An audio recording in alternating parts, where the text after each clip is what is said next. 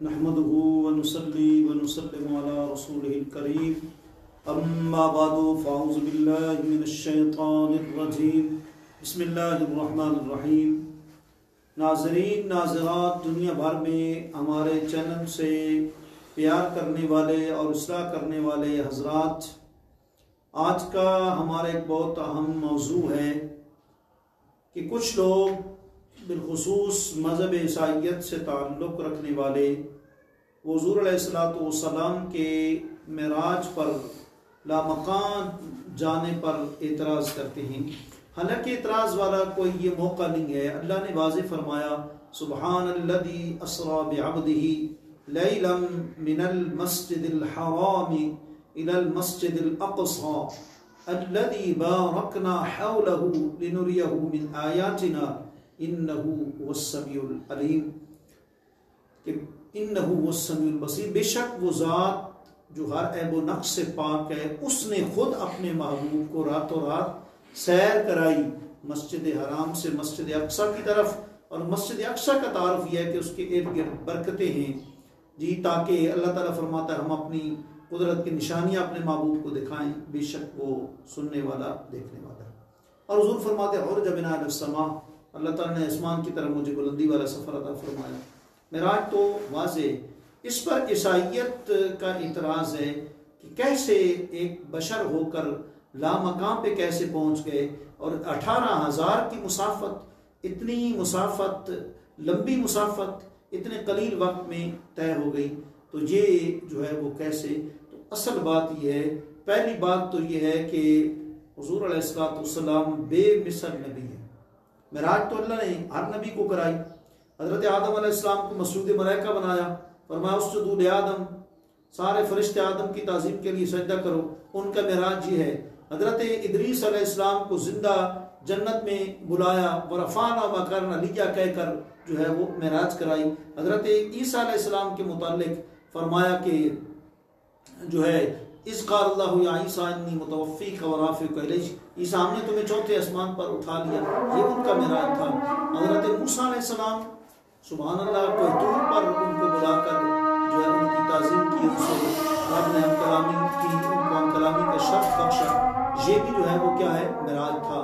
لیکن اللہ کریم نے جو ہے وہ جتنے انبیاء تھے ان کو یہ جو معراج کرائی، تو بے شک یہ حق سچ ہے، لیکن الحمدللہ اللہ نے ہمارے محبوب کو وہاں تک پہنچایا، نہ وہاں جب ہے نہ کب ہے، نہ زمان ہے نہ مکان ہے جی، ایسی معراج آپ کو کرائی اور بے مثل معراج تھی۔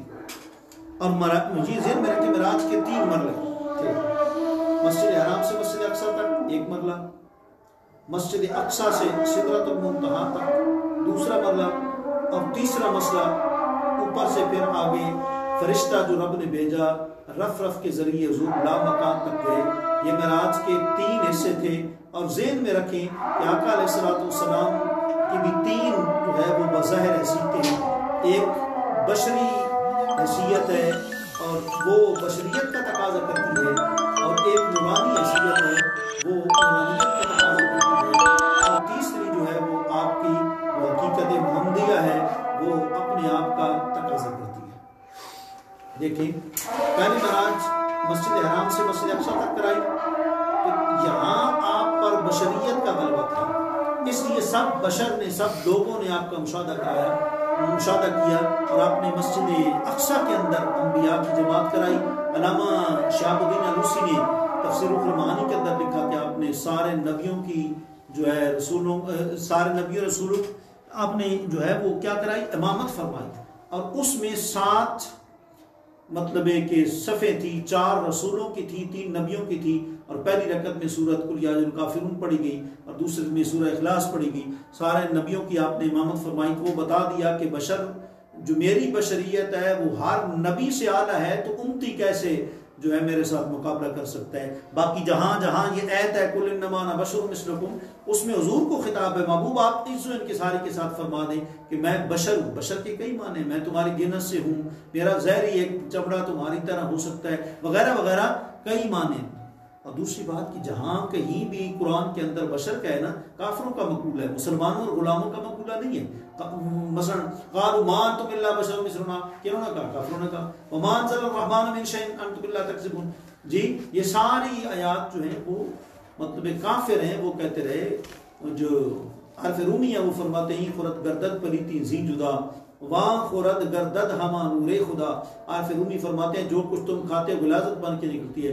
حضور کا فضلہ مبارک بھی اللہ کا نور ہے، اس میں بھی حضور کے بول مبارک میں، پیشاب مبارک میں بھی اللہ نے شفائیں رکھی ہیں، برکتیں رکھی ہیں. اس پر مستقل علامہ مفتی اشرف القادری صاحب نے کتاب بھی لکھی ہے. جی تو مسجد حرام سے مسجد اقصی تک وہاں آپ کی بشریت کا غلبہ تھا، سب نے مشاہدہ فرمایا. اور پھر وہاں سے آگے جو ہے آپ اوپر گئے اور وہاں سدرہ تک نورانیت کا غلبہ تھا، سارے بشر پیچھے نیچے رہ گئے، حضور اوپر تشریف لے گئے. اور پھر وہاں سے آگے جو ہے وہ رب تک حقیقت محمدیہ کا اظہار تھا کہ جبریل امین بھی پیچھے رہ گئے اور کہنے لگے میں آگے جاتا ہوں تو میرے پر جلتے ہیں. وہ حقیقت محمدیہ کا اظہار تھا. تو کون سی اس میں تعجب والی جو ہے بات ہے؟ ایک عام سا اصول ہے کہ ایک ہوتا ہے غالب، ایک ہوتا ہے مغلوب.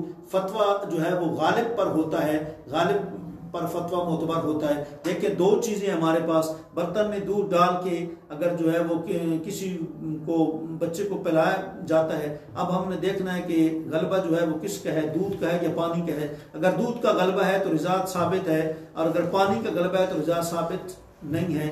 اسی طریقے سے بندے کے منہ میں تھوک بھی ہے، خون بھی ہے، غلبہ کس کا ہے؟ اگر منہ سے مطلب ہے کہ تھوک اور خون نکلے، خون زیادہ ہے تو وضو ٹوٹ گیا ہے، غلبہ جو ہے وہ اس کا ہے. غلبے کے اوپر جو ہے وہ کیا ہوتا ہے؟ فتویٰ ہوتا ہے. اگر سونا اور چاندی ہے اور تو غلبہ جس کا ہے اس پر فتویٰ ہے. سونا اور تانبا ہے جس کا غلبہ ہے اس کے مطابق. تو آپ کی جب جو ہے وہ نورانیت کا بشریت پر غلبہ ہوا تو حضور لا مقام پر چلے گئے، اور اس میں کوئی تعجب والی بات نہیں.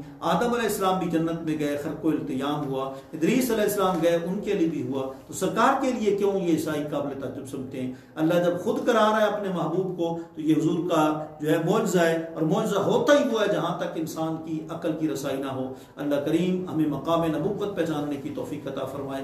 وآخر دعوانا الحمدللہ رب العالمین.